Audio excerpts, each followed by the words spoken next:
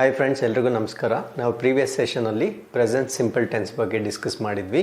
ಇವತ್ತಿನ ಸೆಷನಲ್ಲಿ present ಟೆನ್ಸ್ನ next type, ಅದನ್ನು present continuous tense ಅಂತ ಕರಿತೀವಿ. ಸೊ ಇದ್ರ ಬಗ್ಗೆ ಡಿಸ್ಕಸ್ ಮಾಡೋಣ. ಸೊ ಯಾವ ರೀತಿಯ ಸೆಂಟೆನ್ಸಸ್ ಬಂದರೆ ನಾವು ಅದನ್ನು ಪ್ರೆಸೆಂಟ್ ಕಂಟಿನ್ಯೂಸ್ ಟೆನ್ಸಲ್ಲಿ ನಾವು ಟ್ರಾನ್ಸ್ಲೇಟ್ ಮಾಡಬೇಕಾಗುತ್ತೆ ಅನ್ನೋದ್ರ ಬಗ್ಗೆ ಡಿಸ್ಕಸ್ ಮಾಡೋಣ. ಸೊ ಇದನ್ನು ಅರ್ಥ ಮಾಡ್ಕೊಳ್ಬೇಕಾದ್ರೆ we have to time scales. ಒಂದು ಪಾಸ್ಟ್, ಇನ್ನೊಂದು ಪ್ರೆಸೆಂಟ್ ಆ್ಯಂಡ್ ಇನ್ನೊಂದು future. So present continuous tense ಅಂದರೆ ಯಾವುದೇ ಆ್ಯಕ್ಷನ್ ಆಗಿರಲಿ ಅದು ಪ್ರೆಸೆಂಟ್ ಟೈಮಲ್ಲಿ ಸ್ಟಾರ್ಟ್ ಆಗುತ್ತೆ ಆ್ಯಂಡ್ ಆ ಪಾಯಿಂಟಿಂದ ಅದು ಕಂಟಿನ್ಯೂಸ್ ಆಗಿ ಕೆಲವೊಂದು ಸಮಯದವರೆಗೂ ನಡೆಯುತ್ತೆ. ಅರ್ಥ ಆಯ್ತಲ್ವಾ?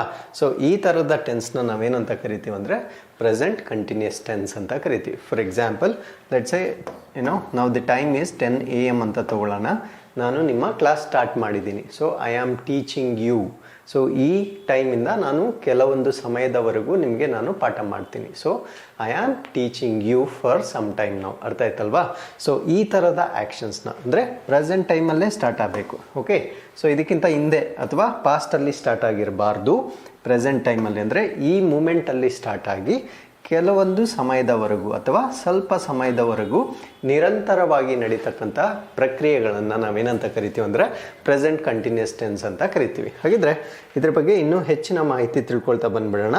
ಸೊ ಆ್ಯಸ್ ಯೂಶುವಲ್ ನಾವು ಯಾವ ಸೆಂಟೆನ್ಸಸ್ಸಲ್ಲಿ ನಾವು ಪ್ರೆಸೆಂಟ್ ಕಂಟಿನ್ಯೂಸ್ ಟೆನ್ಸ್ನ ಯಾವ ವರ್ಬ್ನ ರೂಪದಲ್ಲಿ ನಾವು ಬಳಸಬೇಕು, ಇನ್ನೇನೇನು ಬದಲಾವಣೆಗಳನ್ನ ನಾವು ವಾಕ್ಯಗಳಲ್ಲಿ ಮಾಡ್ಕೊಳ್ಬೇಕು ಅನ್ನೋದ್ರ ಬಗ್ಗೆ ಡಿಸ್ಕಸ್ ಮಾಡ್ತೀನಿ. ಸೊ ಪ್ರೆಸೆಂಟ್ ಕಂಟಿನ್ಯೂಸ್ ಟೆನ್ಸಲ್ಲಿ ನಾವು ಯಾವ ವರ್ಬ್ನ ಯೂಸ್ ಮಾಡಬೇಕಂದ್ರೆ V4. ರಿಮೆಂಬರ್, ಕಂಟಿನ್ಯೂಸ್ ಅಂತ ಬಂದಮೇಲೆ ಜ್ಞಾಪಕ ಇಟ್ಕೊಳ್ಳಿ, ಅದು ಯಾವಾಗಲೂ ING ಫಾರ್ಮ್ ಆಫ್ ದಿ ವರ್ಬನ್ನು ನಾವು ಯೂಸ್ ಮಾಡಬೇಕು. ಸೊ ಅದನ್ನು ನಾವು V4 form of the verb ಅಂತ ಕರಿತೀವಿ. ಸೊ ನಮಗೆಲ್ಲ ತಿಳಿದಿರೋ ಹಾಗೆ V4 form of the verb singular ಕೂಡ ಹೌದು, ಪ್ಲೂರಲ್ ಕೂಡ ಹೌದು. ಸೊ ಇಲ್ಲಿ ಯಾವುದೇ ಬದಲಾವಣೆ ಆಗೋದಿಲ್ಲ. ಯಾವ ವರ್ಬ್ ಸಿಂಗುಲರ್ ಮತ್ತು ಪ್ಲೂರಲ್ ಒಂದಿಗೆ ಬದಲಾವಣೆ ಆಗುತ್ತೆ ಅಂದರೆ V1 form of the verb ಮಾತ್ರ ಬದಲಾವಣೆ ಆಗುತ್ತೆ. ಬಟ್ V4 ಸಿಂಗುಲರ್ ಸಬ್ಜೆಕ್ಟ್ ಆದರೂ ಇರಲಿ, ಪ್ಲೂರಲ್ ಸಬ್ಜೆಕ್ಟ್ ಆದರೂ ಇರಲಿ, ನಾವು ಅದೇ ವರ್ಬ್ನ ಯೂಸ್ ಮಾಡಬೇಕಾಗುತ್ತೆ. ಹಾಗಿದ್ರೆ ಸಬ್ಜೆಕ್ಟ್ ವರ್ಬ್ ಅಗ್ರಿಮೆಂಟ್ ಹೇಗೆ ಮಾಡಬೇಕು ಅನ್ನೋದನ್ನು ಡಿಸ್ಕಸ್ ಮಾಡೋದಾದರೆ, ಸಿಂಗುಲರ್ ಸಬ್ಜೆಕ್ಟ್ ಆದರೆ ಸಿಂಗುಲರ್ ಹೆಲ್ಪಿಂಗ್ ವರ್ಬ್ನ ಯೂಸ್ ಮಾಡಬೇಕು. ಪ್ಲೂರಲ್ ಸಬ್ಜೆಕ್ಟ್ ಆದರೆ ಪ್ಲೂರಲ್ ಹೆಲ್ಪಿಂಗ್ ವರ್ಬ್ನ ಯೂಸ್ ಮಾಡಬೇಕು. ಫಾರ್ ಎಕ್ಸಾಂಪಲ್, ಒಂದು ಸೆಂಟೆನ್ಸಲ್ಲಿ ಹೆಲ್ಪಿಂಗ್ ವರ್ಬ್ ಇರುತ್ತೆ, ಮೇನ್ ವರ್ಬ್ ಇರುತ್ತೆ. ಅರ್ಥ ಆಯ್ತಲ್ವಾ? ಸಹಾಯಕ ಕ್ರಿಯಾಪದ ಇರುತ್ತೆ ಅಥವಾ ಪ್ರಮುಖ ಕ್ರಿಯಾಪದ ಇರುತ್ತೆ, ಎರಡು ಇರುತ್ತೆ. ಅರ್ಥ ಆಯ್ತಲ್ವಾ? ಸೊ ಈ ಸಹಾಯಕ ಕ್ರಿಯಾಪದ ಮತ್ತು ಪ್ರಮುಖ ಕ್ರಿಯಾಪದ ಸಬ್ಜೆಕ್ಟ್ ಸಿಂಗುಲರ ಅಥವಾ ಪ್ಲೂರಲ್ಲ ಅನ್ನೋದನ್ನು ನೋಡಿಕೊಂಡು ನಾವು ಮ್ಯಾಚ್ ಮಾಡ್ಕೊಳ್ಬೇಕಾಗುತ್ತೆ. ಬಟ್ ಇಲ್ಲಿ ಪ್ರಮುಖ ಕ್ರಿಯಾಪದ ಯಾವುದು? V4. ಸೊ V4ನ ನಾವು ಮುಂಚೆನೇ ಹೇಳಿದಾಗೆ ING form of the verb ಅಂತ ಕರಿತೀವಿ. ಸೊ ಈ ING ಫಾರ್ಮ್ ಆಫ್ ದಿ ವರ್ಬಲ್ಲಿ ಸಿಂಗುಲರ್ ಅಥವಾ ಪ್ಲೂರಲ್ ಅಂತ ಪ್ರತ್ಯೇಕವಾಗಿ ಏನಿರೋದಿಲ್ಲ. ಸೊ ಸಿಂಗುಲರ್ ಸಬ್ಜೆಕ್ಟ್ ಆದ್ರೂ ING ಅಂತಲೇ ಹೇಳಬೇಕು. For example, I am writing ಅಂತಲೇ ಹೇಳಬೇಕು. I am writing, they are writing. Okay, they are writing. So ಇಲ್ಲಿ ING ಫಾರ್ಮ್ ಯಾವುದು? ರೈಟಿಂಗ್ ಅನ್ನೋದು V4 form of the verb ಆಗುತ್ತೆ. ಇಲ್ಲಿ ಐ ಅನ್ನೋದು ಸಿಂಗುಲರ್ ಆಗಿದೆ, ದೇ ಅನ್ನೋದು ಪ್ಲೂರಲ್ ಆಗಿದೆ. ಬಟ್ ಎರಡಕ್ಕೂ ನಾವು ಒಂದೇ ಫಾರ್ಮ್ ಆಫ್ ದಿ ವರ್ಬ್ನ ಯೂಸ್ ಮಾಡಿರ್ತೀವಿ. ಸೊ ಯಾವುದೇ ಬದಲಾವಣೆ ಆಗಿರೋದಿಲ್ಲ. ಅರ್ಥ ಆಯ್ತಲ್ವಾ? ಹಾಗಿದ್ರೆ V4 form of the verb ಅಥವಾ ಪ್ರಮುಖ ಕ್ರಿಯಾಪದದಲ್ಲಿ ಯಾವುದೇ ಬದಲಾವಣೆ ಇರೋದಿಲ್ಲ. ಸಬ್ಜೆಕ್ಟ್ ಸಿಂಗುಲರ್ ಆದರೂ ಆಗಿರಲಿ ಅಥವಾ ಪ್ಲೂರಲ್ ಆದರೂ ಆಗಿರಲಿ. ಆದರೆ ಯಾವುದು ಬದಲಾವಣೆ ಆಗುತ್ತೆ ಅಂದರೆ ಹೆಲ್ಪಿಂಗ್ ವರ್ಬ್ ಅಂದರೆ ಸಹಾಯಕ ಕ್ರಿಯಾಪದವನ್ನು ನಾವು ಸಿಂಗುಲರ್ ಸಬ್ಜೆಕ್ಟ್ಗೆ ಬೇರೆ ಥರ ಯೂಸ್ ಮಾಡಬೇಕು, ಪ್ಲೂರಲ್ ಸಬ್ಜೆಕ್ಟ್ಗೆ ನಾವು ಬೇರೆ ಥರ ಯೂಸ್ ಮಾಡಬೇಕು. ಹಾಗಿದ್ರೆ ಯಾವ್ಯಾವ ಥರ ಯೂಸ್ ಮಾಡಬೇಕಂದ್ರೆ, ಐಗೆ ನಾವು ಯಾವಾಗಲೂ ಆಮ್ ಅಂತ ಯೂಸ್ ಮಾಡ್ತೀವಿ. ಓಕೆ, ಆಮ್ ಅನ್ನೋದು ಐಗೆ ಬಿಟ್ಟು ನಾವು ಇನ್ಯಾವುದು ಸಬ್ಜೆಕ್ಟ್ಗೂ ಯೂಸ್ ಮಾಡೋದಿಲ್ಲ. ಅದಾದಮೇಲೆ ಸಿಂಗುಲರ್ ಸಬ್ಜೆಕ್ಟ್ ಇದ್ದಾಗ ನಾವು ಈಸ್ ಅಂತ ಯೂಸ್ ಮಾಡ್ತೀವಿ. ಅದೇ ಪ್ಲೂರಲ್ ಸಬ್ಜೆಕ್ಟ್ ಬಂದಾಗ ಆರ್ ಅಂತ ಯೂಸ್ ಮಾಡ್ತೀವಿ. ಸೊ ಇದ್ಯಾವುದೇ ಹೆಲ್ಪಿಂಗ್ ವರ್ಬ್ ಇರಲಿ, ಮೇನ್ ವರ್ಬ್ ಯಾವಾಗಲೂ ಏನಾಗಿರುತ್ತೆ ಅಂದರೆ V4 ಆಗಿರುತ್ತೆ. ಸೊ ಇದನ್ನು ನೀವು ಕಂಟಿನ್ಯೂಸ್ ಟೆನ್ಸ್ ಯೂಸ್ ಮಾಡಬೇಕಾದ್ರೆ ಬಹಳ ಪ್ರಮುಖವಾಗಿ ಜ್ಞಾಪಕ ಇಟ್ಕೊಳ್ಬೇಕು. ಸೊ ಐಗೆ ಏನು ಬರುತ್ತೆ? Am, I am doing. Singular, he is doing. Plural, they are doing. ಅರ್ಥ ಆಯ್ತಲ್ವಾ? ಸೊ ಇಲ್ಲಿ ನಮಗೆ ಪ್ರಮುಖವಾಗಿ ಹೆಲ್ಪಿಂಗ್ ವರ್ಬ್ನ ನಾವು ಕರೆಕ್ಟಾಗಿ ಮ್ಯಾಚ್ ಮಾಡ್ಕೊಳ್ಬೇಕಾಗುತ್ತೆ. ಓಕೆ, ಹಾಗಿದ್ರೆ let's look about positive sentence, negative sentence ಮತ್ತು ಇಂಟರಾಗೇಟಿವ್ ಸೆಂಟೆನ್ಸ್ ಹೇಗೆ ಮಾಡ್ಬೋದು ಅನ್ನೋದನ್ನು ಡಿಸ್ಕಸ್ ಮಾಡೋಣ. ಸೊ ಸಬ್ಜೆಕ್ಟಿಂದ ಸ್ಟಾರ್ಟ್ ಮಾಡ್ತೀನಿ. ಸಬ್ಜೆಕ್ಟ್ ಸಿಂಗುಲರ್ ಆದರೂ ಇರ್ಬೋದು, ಪ್ಲೂರಲ್ ಆದರೂ ಇರ್ಬೋದು. ಸಿಂಗ್ಯುಲರ್ಗೆ 1 ಅಂತ ಬರ್ಕೊಳ್ಳೋಣ, ಪ್ಲೂರಲ್ಗೆ 2 ಅಂತ ಬರ್ಕೊಳ್ಳೋಣ. ಅಂದರೆ ಎರಡು ಅಥವಾ ಎರಡಕ್ಕಿಂತ ಜಾಸ್ತಿ ಸಬ್ಜೆಕ್ಟ್ ವಸ್ತುಗಳಿದ್ರೆ ಅಥವಾ ನೌನ್ ಅಥವಾ ಪ್ರನೌನ್ ಇದ್ರೆ ಅದನ್ನು ನಾವು ಪ್ಲೂರಲ್ ಅಂತ ಕರಿತೀವಿ. ಸೊ ಸಿಂಗ್ಯುಲರ್ ಇದ್ದರೆ ನಾನು ಈಸ್ ಅನ್ನೋ ಆಕ್ಸಿಲರಿ ವರ್ಬ್ನ ಯೂಸ್ ಮಾಡಬೇಕು. ಪ್ಲೂರಲ್ ಇದ್ದರೆ ನಾನು ಆರ್ ಅನ್ನೋ ಹೆಲ್ಪಿಂಗ್ ವರ್ಬ್ನ ಯೂಸ್ ಮಾಡಬೇಕು. ಆ್ಯಂಡ್ ನಾನು ಮುಂಚೆನೇ ಹೇಳ್ದಾಗೆ ಮೇನ್ ವರ್ಬ್ V4 ಅನ್ನೋದು ಆ್ಯಸ್ ಇಟ್ ಈಸ್ ಬರುತ್ತೆ, ಯಾವುದೇ ಬದಲಾವಣೆ ಆಗೋದಿಲ್ಲ, whether it is singular subject or plural subject. And ಕೊನೆಯಲ್ಲಿ ಏನು ಬರುತ್ತೆ ಅಂದರೆ ಆಬ್ಜೆಕ್ಟ್ ಆಫ್ ದಿ ಸೆಂಟೆನ್ಸ್ ಬರುತ್ತೆ. So this is the formula when we are suppose to make positive sentence ಅಥವಾ ಅಸರ್ಟಿವ್ ಸೆಂಟೆನ್ಸ್ ಅಂತ ಕರಿತೀವಿ. ಹಾಗಿದ್ರೆ ನೆಗೆಟಿವ್ ಸೆಂಟೆನ್ಸ್ ಬರೆಯೋಕೆ ಏನು ಮಾಡಬೇಕಂದ್ರೆ obviously once again we need to start with the subject singular ಆದರೂ ಆಗಿರ್ಬೋದು ಅಥವಾ ಪ್ಲೂರಲ್ ಆದರೂ ಆಗಿರ್ಬೋದು. ಸಿಂಗ್ಯುಲರ್ ಆದರೆ ಆ್ಯಸ್ ಯೂಶುವಲ್ ಈಸ್ ಅಂತ ಹೇಳ್ತೀವಿ, ಪ್ಲೂರಲ್ ಆದರೆ ಆರ್ ಅಂತ ಹೇಳ್ತೀವಿ. ಸೊ ನೆಗೆಟಿವ್ ಸೆಂಟೆನ್ಸ್ ಆಗಿರೋದ್ರಿಂದ ನಾವು ನಾಟ್ ಅಂತ ಯೂಸ್ ಮಾಡಬೇಕು. ಅದಾದಮೇಲೆ V4 form of the verb ಬರುತ್ತೆ, ಅದರಲ್ಲಿ ಯಾವುದೇ ಬದಲಾವಣೆಗಳಿರೋದಿಲ್ಲ. ಅದಾದಮೇಲೆ ಆಬ್ಜೆಕ್ಟ್ ಆಫ್ ದಿ ಸೆಂಟೆನ್ಸ್ನ ನಾವು ಯೂಸ್ ಮಾಡಬೇಕಾಗುತ್ತೆ. This is when we are suppose to make negative sentence. ಅದಾದಮೇಲೆ ಇಂಟರೋಗೇಟಿವ್ ಸೆಂಟೆನ್ಸ್ ಅಂದರೆ ಪ್ರಶ್ನಾರ್ಥಕ ವಾಕ್ಯವನ್ನು ನಾವು ಮಾಡಬೇಕಾದ್ರೆ ನಾನು ಯಾವಾಗಲೂ ಹೇಳೋ ಹಾಗೆ ಹೆಲ್ಪಿಂಗ್ ವರ್ಬಿಂದನೇ ನಮ್ಮ ವಾಕ್ಯನ ನಾವು ಶುರು ಮಾಡಬೇಕಾಗುತ್ತೆ. ಸೊ ಈಸ್ ಅಥವಾ ಆರ್. ಈಸ್ ಯಾವಾಗ ಯೂಸ್ ಮಾಡ್ತೀವಿ? ನಮ್ಮ ಸಬ್ಜೆಕ್ಟ್ ಸಿಂಗ್ಯುಲರ್ ಆಗಿದ್ದರೆ ಈಸ್ ಅಂತ ಯೂಸ್ ಮಾಡ್ತೀವಿ. ನಮ್ಮ ಸಬ್ಜೆಕ್ಟ್ ಪ್ಲೂರಲ್ ಆಗಿದ್ದರೆ ನಾವು ಆರ್ ಇಂದ ಸ್ಟಾರ್ಟ್ ಮಾಡ್ತೀವಿ. ಅದಾದಮೇಲೆ V4 ಫಾರ್ಮ್ ಆಫ್ ದಿ ವರ್ಬಲ್ಲಿ ಯಾವುದೇ ಬದಲಾವಣೆ ಆಗೋದಿಲ್ಲ. ಅದಾದಮೇಲೆ ಕೊನೆಯಲ್ಲಿ ಏನು ಬರುತ್ತೆ ಅಂದರೆ ಆಬ್ಜೆಕ್ಟ್ ಬರುತ್ತೆ, ಅದಾದಮೇಲೆ ಕ್ವೆಶನ್ ಮಾರ್ಕ್ ಬರುತ್ತೆ. So this are the 3 different sentences that we may get in the translation process. So ಅದಕ್ಕೆ ಫಾರ್ಮುಲಾ ಹೇಗಿರಬೇಕು ಅನ್ನೋದನ್ನು ನಾನು ಇಲ್ಲಿ ಡಿಸ್ಕಸ್ ಮಾಡಿದ್ದೀನಿ. ಹಾಗಿದ್ರೆ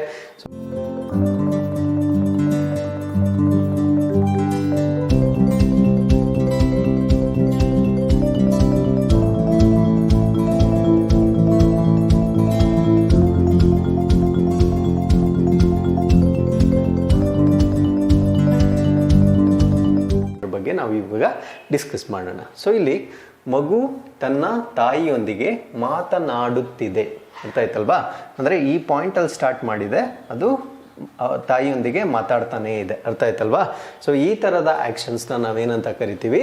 ಪ್ರೆಸೆಂಟ್ ಕಂಟಿನ್ಯೂಸ್ ಟೆನ್ಸ್ ಅಂತ ಕರಿತೀವಿ. ಸೊ ನಮಗೆ ಇವಾಗ ಫಾರ್ಮುಲಾ ಗೊತ್ತು. ಫಸ್ಟು ಸಬ್ಜೆಕ್ಟಿಂದ ಸ್ಟಾರ್ಟ್ ಮಾಡಬೇಕು, ಅದಾದಮೇಲೆ ಹೆಲ್ಪಿಂಗ್ ವರ್ಬ್ ಬರೀಬೇಕು. ಸಿಂಗ್ಯುಲರ್ ಆದರೆ ಈಸ್ ಅಂತ ಬರೀಬೇಕು, ಪ್ಲೂರಲ್ ಆದರೆ ಆರ್ ಅಂತ ಬರೀಬೇಕು. ಅದಾದಮೇಲೆ V4 form of the verb ಬರುತ್ತೆ, ಅದಾದಮೇಲೆ ಆಬ್ಜೆಕ್ಟ್ ಆಫ್ ದಿ ಸೆಂಟೆನ್ಸ್ ಬರುತ್ತೆ. ಹಾಗಿದ್ರೆ ಇದರಲ್ಲಿ ಸಬ್ಜೆಕ್ಟ್ ಯಾವುದು ಅಂದರೆ ಮಗು.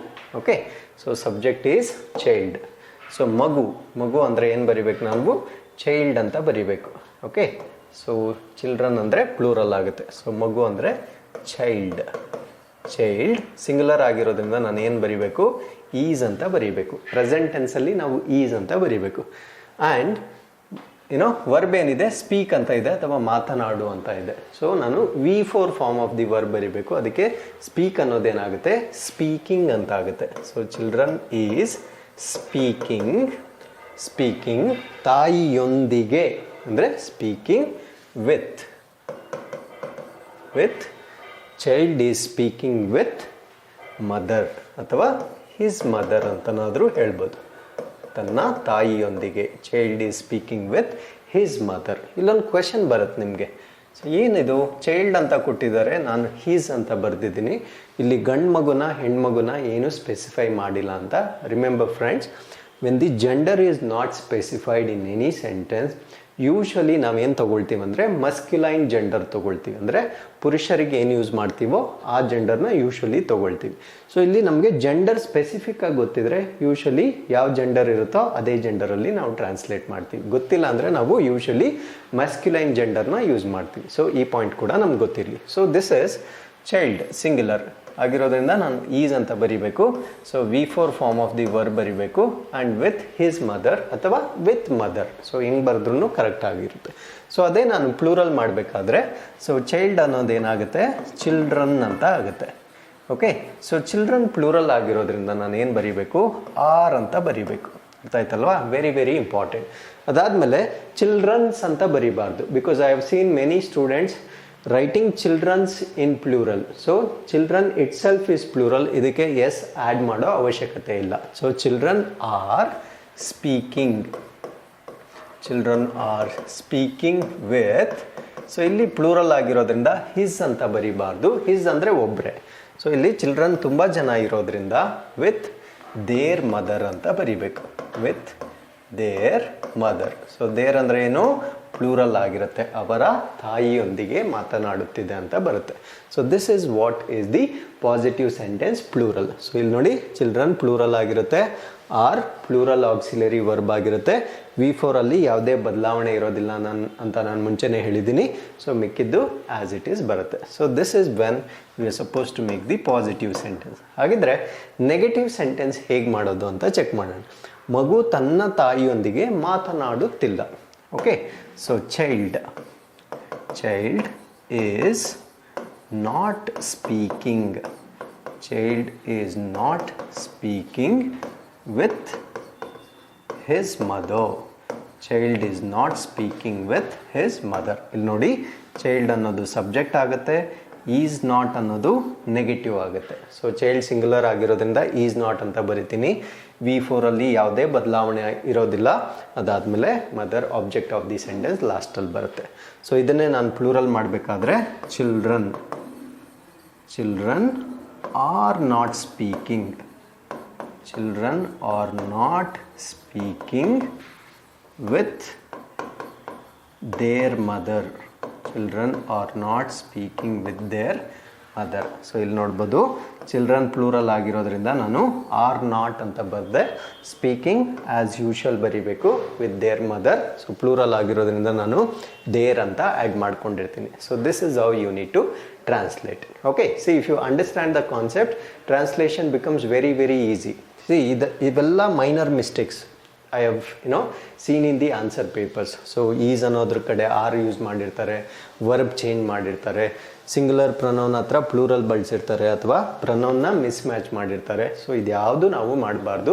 Everything is very very important. So ನಮಗೆ ಜಾಸ್ತಿ ಸ್ಕೋರ್ ಬರಬೇಕಾದ್ರೆ ಈವನ್ ಮೈನರ್ ಮಿಸ್ಟೇಕ್ ಕೂಡ ನಾವು ಮಾಡಬಾರ್ದು. ಅರ್ಥ ಆಯ್ತಲ್ವಾ? ಸೊ ಹಾಗಿದ್ರೆ ಲಾಸ್ಟ್ ಪಾಯಿಂಟಿಗೆ ಬರೋದಾದರೆ, ಲೆಟ್ಸ್ ಮೇಕ್ ಇಂಟರಾಗೇಟಿವ್ ಸೆಂಟೆನ್ಸ್. ಮಗು ತನ್ನ ತಾಯಿಯೊಂದಿಗೆ ಮಾತನಾಡುತ್ತಿದೆಯೇ? Okay, question. ಸೊ ನಮಗೆಲ್ಲ ಗೊತ್ತು, ಕ್ವೆಶನ್ನ ಫಾರ್ಮೇಷನ್ ಮಾಡುವಾಗ ನಾವು ಮೋಡಲ್ ವರ್ಬ್ಸ್ ಅಥವಾ ಹೆಲ್ಪಿಂಗ್ ವರ್ಬಿಂದ ಸ್ಟಾರ್ಟ್ ಮಾಡಬೇಕು. ಮಗು ಸಿಂಗ್ಯುಲರ್ ಆಗಿರೋದ್ರಿಂದ ಯಾವ ಮೋಡಲ್ ವರ್ಬಿಂದ ನಾನು ಸ್ಟಾರ್ಟ್ ಮಾಡ್ತೀನಿ ಅಂದರೆ ಕಂಪಲ್ಸರಿ ಈಸ್. ಅರ್ಥ ಆಯ್ತಲ್ವಾ? ಸಬ್ಜೆಕ್ಟ್ ಏನು? The child. Is the child speaking. Is the child speaking with his mother. Is the child speaking with his mother and question mark. ಇಲ್ಲಿ ನೋಡಿ, ಈಸ್ ಇಂದ ಸ್ಟಾರ್ಟ್ ಮಾಡಿದ್ದೀನಿ. ಅದಾದಮೇಲೆ ಏನು ಬರುತ್ತೆ? ಸಬ್ಜೆಕ್ಟ್ ಬರುತ್ತೆ. ಅದಾದಮೇಲೆ V4 form of the verb ಬರುತ್ತೆ. Rest of the sentence is object of the sentence. Okay, next ಇದೇ ಪ್ಲೂರಲ್ ಆದರೆ ಮಕ್ಕಳು. ಓಕೆ, ಸೊ ಮಕ್ಕಳು ಪ್ಲೂರಲ್ ಆಗಿರೋದ್ರಿಂದ ನಾನು ಆರ್ ಅಂತ ಸ್ಟಾರ್ಟ್ ಮಾಡಬೇಕು. R the children. Or the children speaking. Or the children speaking with their THEIR mother. Or the children speaking with their mother. So ee tara barutte. Okay, so this is how you can make positive sentence, negative sentence and interrogative sentence whenever you come across present continuous tense. ಅರ್ಥ ಆಯ್ತಲ್ವಾ? So ಈ ಎಲ್ಲ examples ನಿಮಗೆ ಅರ್ಥ ಆಗಿದೆ ಅಂತ ತಿಳ್ಕೊಳ್ತೀನಿ. ಅದಾದಮೇಲೆ ಯಾವ್ಯಾವ ರೀತಿಯ ಸೆಂಟೆನ್ಸಲ್ಲಿ ನಾವು ಪ್ರೆಸೆಂಟ್ ಸಿಂಪಲ್ ಟೆನ್ಸ್ನ ಬಳಸ್ತೀವಿ ಅಂತ ಡಿಸ್ಕಸ್ ಮಾಡೋದಾದರೆ, look at here now. So ನಾನು ಮುಂಚೆನೇ ಡೆಫಿನೇಷನಲ್ಲಿ ಹೇಳಿದಾಗೆ, any action that is taking place right now. So ಅಲ್ಲಿ ನಾವು ಪ್ರೆಸೆಂಟ್ ಕಂಟಿನ್ಯೂಸ್ ಟೆನ್ಸ್ ಯೂಸ್ ಮಾಡ್ತೀವಿ. ಅರೌಂಡ್ ನೌ ಅಂದರೆ ಅಪ್ರಾಕ್ಸಿಮೇಟ್ಲಿ, ಈ ಸಮಯದಲ್ಲಿ. ನಾನು ಎಕ್ಸಾಂಪಲ್ ಕೊಡ್ತೀನಿ, ನಿಮಗೆ ಅರ್ಥ ಆಗುತ್ತೆ. ನೆಕ್ಸ್ಟ್ ಟೆಂಪ್ರರಿ, ಯಾವುದಾದ್ರೂ ಒಂದು ತಾತ್ಕಾಲಿಕ ವಿಷಯದ ಬಗ್ಗೆ ಮಾತಾಡಬೇಕಾದ್ರೆ. ಟ್ರೆಂಡ್ ಅಥವಾ ಪ್ರವೃತ್ತಿ, ಸೊ ಏನು ಟ್ರೆಂಡಿಂಗಲ್ಲಿದೆ, ಸೊ ಆ ವಾಕ್ಯಗಳನ್ನ ಹೇಳೋದಾದರೆ ನಾವು ಪ್ರೆಸೆಂಟ್ ಕಂಟಿನ್ಯೂಸ್ ಟೆನ್ಸಲ್ಲಿ ಹೇಳ್ತೀವಿ. ಅದಾದಮೇಲೆ ರಿಪಿಟೇಟಿವ್, ಸೊ ಪುನರಾವರ್ತನೆಗೊಳ್ತಕ್ಕಂಥ ಆ್ಯಕ್ಷನ್ಸ್ ಬಗ್ಗೆ ಹೇಳುವಾಗ ನಾವು ಪ್ರೆಸೆಂಟ್ ಕಂಟಿನ್ಯೂಸ್ ಅಂತ ಹೇಳ್ತೀವಿ. Next future. ಓಕೆ, ಸೊ ಭವಿಷ್ಯದಲ್ಲಿ, ನಿಯರ್ ಫ್ಯೂಚರಲ್ಲಿ ನಡೀತಕ್ಕಂಥ ವಾಕ್ಯಗಳನ್ನು ನಾವು ಪ್ರೆಸೆಂಟ್ ಕಂಟಿನ್ಯೂಸ್ ಟೆನ್ಸಲ್ಲಿ ಹೇಳ್ತೇವೆ. ಹಾಗಿದ್ರೆ ಎಲ್ಲದಕ್ಕೂ ನಾನು ಒಂದೊಂದು ಎಕ್ಸಾಂಪಲ್ಸ್ನ ನಿಮಗೆ ಕೊಟ್ಟಿರ್ತೀನಿ. ಈಗ ಪ್ರೆಸೆಂಟ್, ಮಗು ತನ್ನ ತಾಯಿಯನ್ನು ನೋಡಿ ನಗುತ್ತಿದೆ. This moment. Okay, so child is, ನಗುತ್ತಿದೆ ಅಂದ್ರೇನು? Smiling. Child is smiling seeing his mother. Okay, child is smiling seeing his mother, ಅಥವಾ ನೀವು child is smiling after seeing his mother ಅಂತಲೂ ಬರೀಬೋದು. ಅರ್ಥ ಆಯ್ತಲ್ವಾ? ಏನು ವ್ಯತ್ಯಾಸ ಆಗೋದಿಲ್ಲ. So this is right now, ಇದು ಈಗ ನಡೀತಾ ಇದೆ. ಸೊ ಈ ಕ್ರಿಯೆನ ಬರೆಯುವಾಗ ನಾವು ಯಾವ ವರ್ಬ್ ಯೂಸ್ ಮಾಡಿದ್ದೀವಿ? V4 ಫಾರ್ಮ್ ಆಫ್ ದಿ ವರ್ಬ್ನ ಯೂಸ್ ಮಾಡಿದ್ದೀವಿ. ಅರ್ಥ ಆಯ್ತಲ್ವಾ? ನೆಕ್ಸ್ಟ್, ಅರೌಂಡ್ ನೌ, ಈ ಸಮಯದಲ್ಲಿ, ಹೆಚ್ಚು ಕಡಿಮೆ. ಓಕೆ, ಅವನು ಚಲನಚಿತ್ರವನ್ನು ಮಾಡುತ್ತಿದ್ದಾನೆ. ಮಾಡುತ್ತಿದ್ದಾನೆ ಅಂದರೆ ಅದು ಒಂದು ದಿವಸಕ್ಕೆ ಎಂಡ್ ಆಗೋದಿಲ್ಲ. ಸೊ ಕಂಟಿನ್ಯೂಸ್ ಆಗಿ ಸ್ವಲ್ಪ ದಿನ ನಡೀತಾ ಇರುತ್ತೆ. ಅರ್ಥ ಆಯ್ತಲ್ವಾ? ಸೊ ಹೀ ಈಸ್ ಮಾಡುತ್ತಿದ್ದಾನೆ ಅಂದ್ರೇನು? Making a movie. Is making a movie. So ಇಲ್ಲಿ ನೋಡಿ, ಅವನು ಅಂದರೆ ಸಬ್ಜೆಕ್ಟ್ ಸಿಂಗ್ಯುಲರ್ ಆಗಿರೋದ್ರಿಂದ ಈಸ್ ಅಂತ ಬರೆದ್ವಿ. ಅದಾದಮೇಲೆ V4, okay, V4 form of the ವರ್ಬ್ನ ಯೂಸ್ ಮಾಡಬೇಕು. ಅದಾದಮೇಲೆ ಆಬ್ಜೆಕ್ಟ್ ಆಫ್ ದಿ ಸೆಂಟೆನ್ಸ್ ಕೊನೆಯಲ್ಲಿ ಬರುತ್ತೆ. ಅದಾದಮೇಲೆ ಟೆಂಪರರಿ, ತಾತ್ಕಾಲಿಕ ಆ್ಯಕ್ಷನ್ಸ್. ನಾವು ಹೋಟೆಲ್ನಲ್ಲಿ ತಂಗಿದ್ದೇವೆ ಅಂದರೆ ನಾವು ಪರ್ಮನೆಂಟಾಗಿ ಅಲ್ಲಿರೋದಿಲ್ಲ. ಸೊ ಸ್ವಲ್ಪ ದಿನ ಎಲ್ಲೋ ಟ್ರಾವೆಲ್ ಮಾಡಿದ್ದೀವಿ, ಹೋಟೆಲ್ನಲ್ಲಿ ಇರ್ತೀವಿ. So tomorrow day after tomorrow ಅಂದರೆ ವಿತಿನ್ ಶಾರ್ಟ್ ಸ್ಪ್ಯಾನಲ್ಲಿ ನಾವು ಅದನ್ನು ವೇಕೇಟ್ ಮಾಡ್ತೀವಿ. ಸೊ ನಾವು ಅಂದ್ರೇನು? ವಿ. ಅರ್ಥ ಆಯ್ತಲ್ವಾ? ವಿ ಆಗಿರೋದ್ರಿಂದ ಹೆಲ್ಪಿಂಗ್ ವರ್ಬ್ ಏನು ಬರಿಬೇಕು? ಪ್ಲೂರಲ್ ಬರಿಬೇಕು. ಅರ್ಥ ಆಯ್ತಲ್ವಾ? We are staying in a hotel. You are staying in a hotel. Okay, temporary, ನಾವು ಹೋಟೆಲ್ನಲ್ಲಿ ತಂಗಿದ್ದೇವೆ. We are staying in a hotel. So you can see here we ಅನ್ನೋದು ಪ್ಲೂರಲ್ ಆಗಿರುತ್ತೆ. ಅದಕ್ಕೆ ನಾವು ಆರ್ ಅಂತ ಯೂಸ್ ಮಾಡಿದ್ದೀವಿ. ಪ್ರೆಸೆಂಟ್ ಕಂಟಿನ್ಯೂಸ್ ಟೆನ್ಸ್ ಆಗಿರೋದ್ರಿಂದ staying V4 form of the ವರ್ಬ್ನ ಯೂಸ್ ಮಾಡಿದ್ವಿ. ಮಿಕ್ಕಿದ್ದೆಲ್ಲ ಏನಾಗುತ್ತೆ? ಆಬ್ಜೆಕ್ಟ್ ಆಫ್ ದಿ ಸೆಂಟೆನ್ಸ್ ಆಗುತ್ತೆ. Next, trend. ಈರುಳ್ಳಿ ಬೆಲೆ ಏರುತ್ತಿದೆ ಅಂದರೆ ಟ್ರೆಂಡ್. ಸೊ ಅದು ಯಾವಾಗಲೂ ಇರೋದಿಲ್ಲ, ಕೆಲವು ಸೀಸನ್ಸಲ್ಲಿ ಮಾತ್ರ ಅದರ ಬೆಲೆ ಏರಿಕೆ ಆಗುತ್ತೆ. ಓಕೆ, ಸೊ ಇದನ್ನ ಹೆಂಗೆ ಬರೀಬೇಕಂದ್ರೆ price of the onion is rising. Price of the onion is rising. ಅರ್ಥ ಆಯ್ತಲ್ವಾ? ಸೊ ಪ್ರೈಸ್ ಅಂದ್ರೇನು? ಬೆಲೆ. ಸೊ ಇದನ್ನು ನಾವು ಸಬ್ಜೆಕ್ಟ್ ಮಾಡ್ಕೊಳ್ತೀವಿ. ಅಥವಾ ಆನಿಯನ್ ಪ್ರೈಸ್ ಈಸ್ ರೈಸಿಂಗ್ ಅಂತಲೂ ಹೇಳ್ಬೋದು. ಅಥವಾ price of the onion is rising. So ಹೆಂಗೆ ಹೇಳಿದ್ರು ಕರೆಕ್ಟ್ ಆಗುತ್ತೆ. So price of the onion is rising. Onion price is rising. So this is a trend. ಅರ್ಥ ಆಯ್ತಲ್ವಾ? ಅದನ್ನು ನಾವು ಪ್ರೆಸೆಂಟ್ ಕಂಟಿನ್ಯೂಸ್ ಟೆನ್ಸಲ್ಲೇ ಹೇಳಬೇಕಾಗುತ್ತೆ. ಅದಾದಮೇಲೆ ರಿಪೀಟೆಡ್ ಆ್ಯಕ್ಷನ್ಸ್ ಅಥವಾ ಪುನರಾವರ್ತಿತ ಕ್ರಿಯೆಗಳು. ಕ್ರಮ ಅಲ್ಲ, ಸೊ ಇದನ್ನು ಕ್ರಿಯೆ ಅಂತ ಮಾಡ್ಕೊಳ್ಳಿ. ಪುನರಾವರ್ತಿತ ಕ್ರಿಯೆಗಳು. ಅವರು ಯಾವಾಗಲೂ ಶಬ್ದ ಮಾಡುತ್ತಾರೆ. ಓಕೆ, ಸೊ ಅವರು ಅಂದ್ರೇನು? They are. ಯಾವಾಗಲೂ ಅಂದರೆ always. They are always making. ಮಾಡುತ್ತಾರೆ ಅಂದರೆ ಮೇಕಿಂಗ್. ಶಬ್ದ ಅಂದ್ರೇನು? Noise. They are always making noise. ಅವರು ಯಾವಾಗಲೂ ಶಬ್ದವನ್ನು ಮಾಡುತ್ತಾರೆ. Next, future. ಅವರು ಮುಂಬೈಗೆ ಹಾರಲಿದ್ದಾರೆ ಅಂದ್ರೇನು? ಫ್ಲೈಟಲ್ಲಿ ಹೋಗ್ತಾರೆ. ಓಕೆ, ಸೊ ಇದು ಫ್ಯೂಚರ್. ಹಾರಲಿದ್ದಾರೆ, ಇನ್ನೂ ಮುಗ್ದಿಲ್ಲ. Okay, so they are flying to Mumbai. They are flying to Mumbai. ಇದನ್ನು ನಿಮಗೆ ಕನ್ಫ್ಯೂಸ್ ಆಗ್ಬೋದು. ಫ್ಯೂಚರ್ ನಾವು ಯಾಕೆ they will be flying to Mumbai ಅಂತ ಬರಿಬಾರ್ದು ಅಂತ? Definitely you can write that also. So this is the easiest method of saying they are flying to Mumbai. Okay, they will be flying to Mumbai ಅಂತ ಬರೆದ್ರೂ correct ಆಗುತ್ತೆ, ಯಾವುದೇ mistake ಆಗಿರೋದಿಲ್ಲ. ಅರ್ಥ ಆಯ್ತಲ್ವಾ?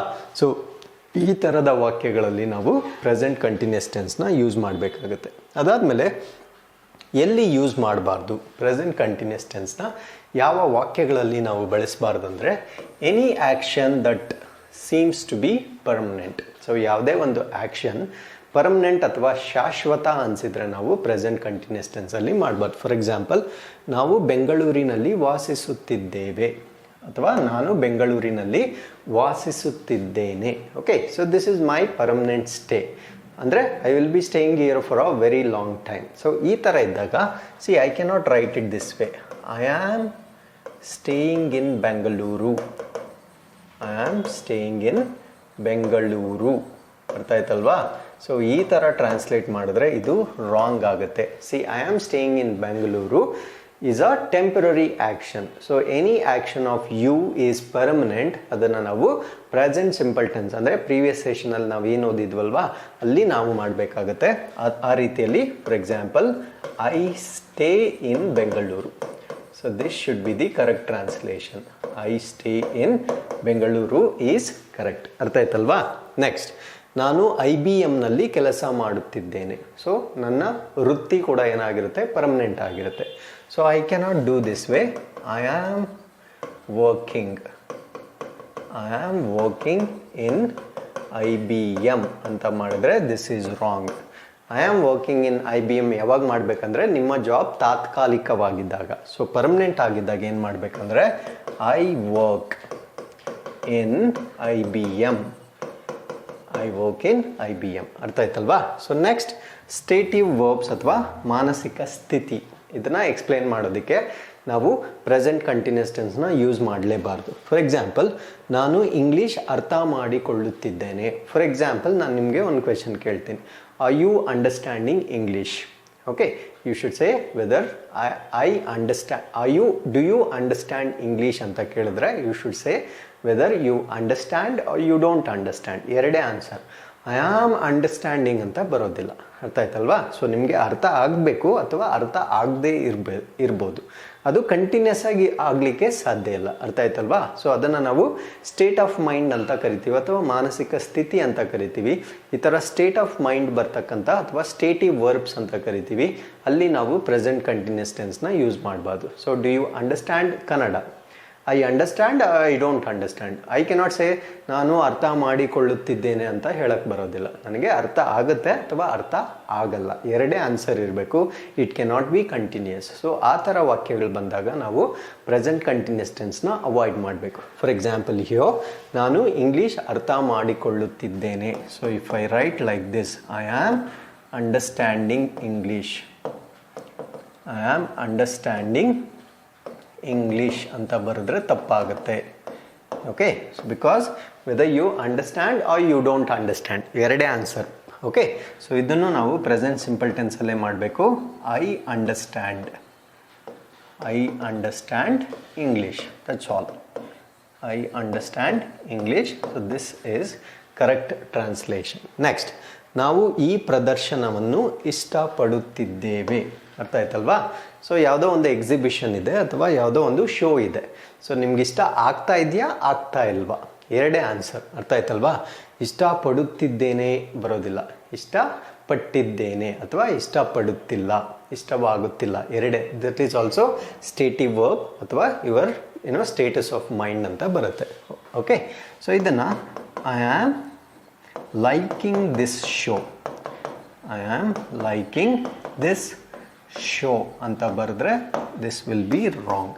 Okay, so rather I should write I like this show. I like this show ಅಷ್ಟೇ. ನೀವು ಇಷ್ಟಪಡಬೇಕು ಅಥವಾ ಪಡದೇ ಇರ್ಬೋದು, ಎರಡೇ ಆನ್ಸರ್ ಇರುತ್ತೆ. ನೆಕ್ಸ್ಟ್, ಅವರು ಕಾರನ್ನು ಹೊಂದಿದ್ದಾರೆ. It is possessing something. So ನಿಮ್ಮ ಹತ್ರ ಕಾರ್ ಇದೆಯಾ ಅಥವಾ ಇಲ್ವಾ ಅಷ್ಟೇ answer. I have a car or I don't have a car. I am having a car ಅಂತ ಬರೋದಿಲ್ಲ. ಅರ್ಥ ಆಯ್ತಲ್ವಾ? ಅವರು ಕಾರನ್ನು ಹೊಂದಿದ್ದಾರೆ. They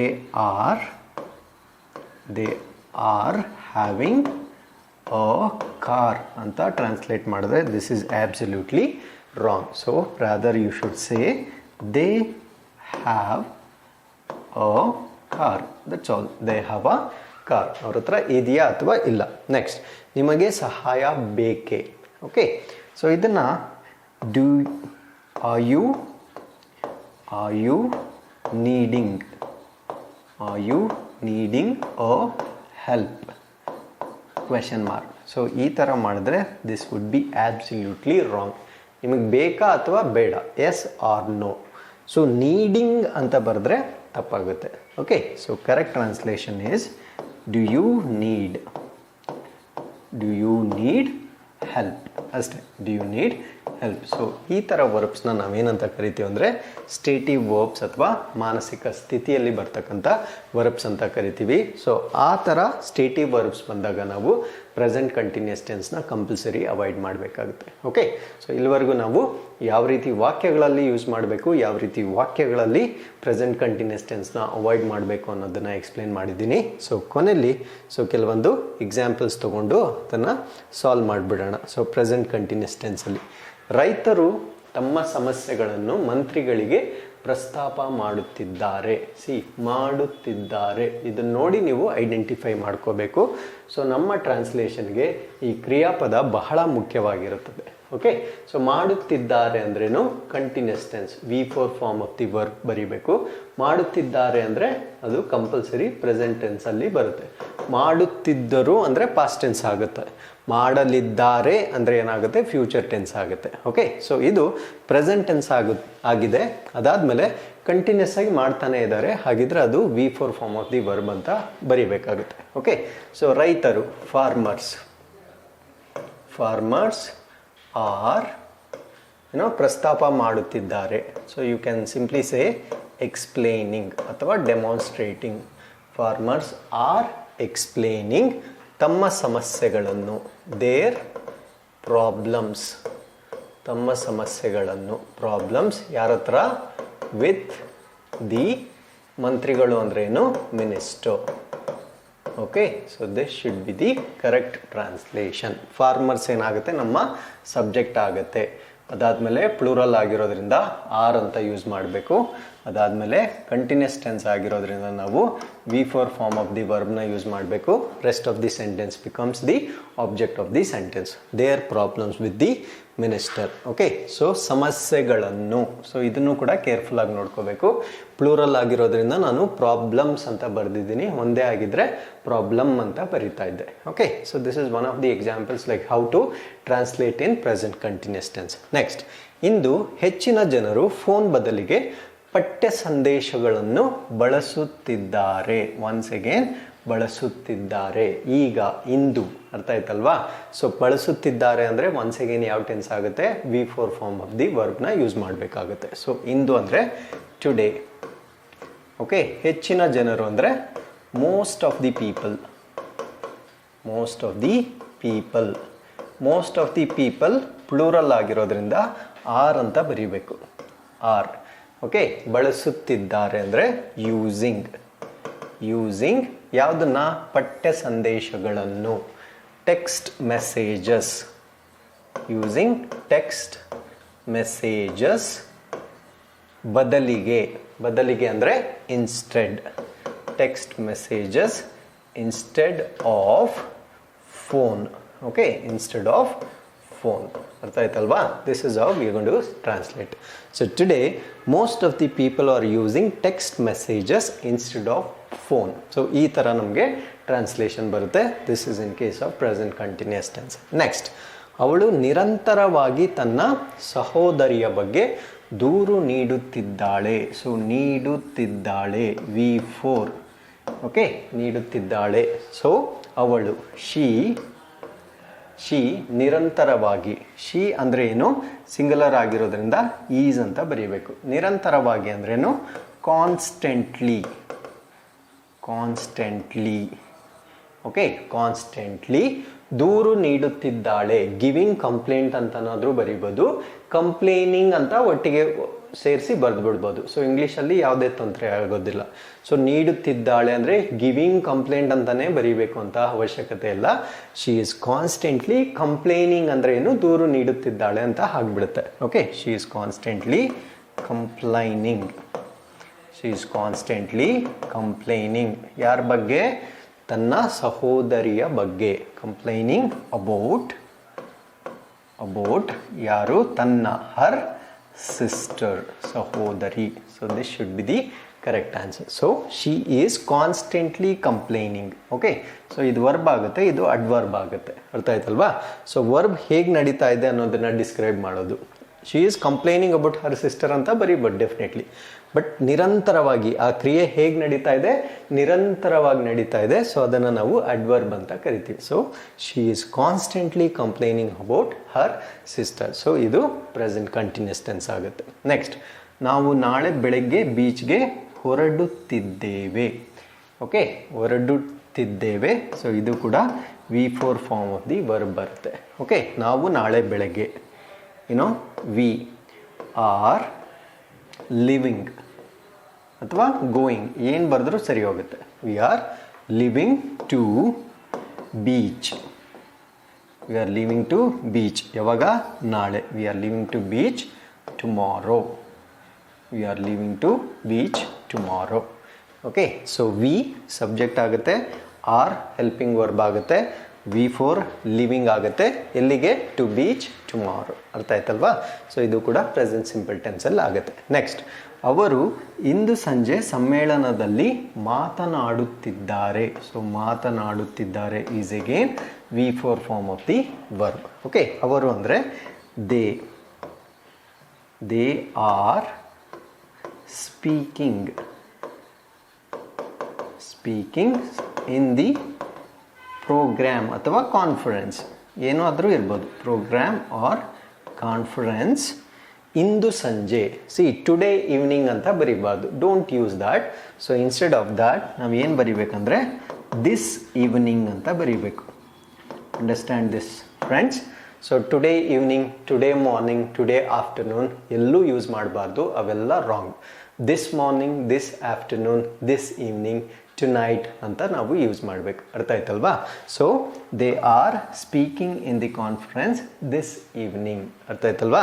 so this is what. So they is the subject, or is the helping verb, V4 is speaking. So this should be the correct translation of the sentence. So ಇಲ್ಲಿಗೆ ನಾನು present continuous tense related ಸಂಪೂರ್ಣ ಮಾಹಿತಿಯನ್ನು ನಿಮಗೆ ಕೊಟ್ಟಿದ್ದೇನೆ. So ಇದರಲ್ಲಿ ನಿಮಗೆ ಏನೇ doubts ಇದ್ದರೂ ಕಂಪಲ್ಸರಿ ಕಮೆಂಟ್ ಸೆಕ್ಷನಲ್ಲಿ ತಿಳಿಸಿ, ಅದಕ್ಕೆ ಉತ್ತರ ಕೊಡಲಿಕ್ಕೆ ನಾನು ಪ್ರಯತ್ನ ಪಡ್ತೀನಿ. Thanks for watching. ನಮಸ್ಕಾರ.